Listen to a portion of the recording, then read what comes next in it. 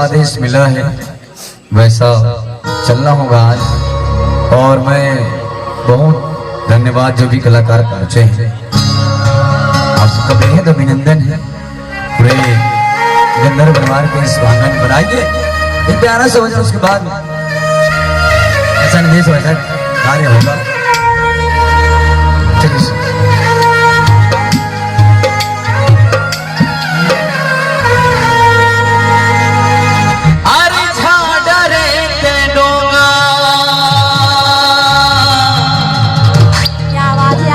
राम हो राम हो राम हो,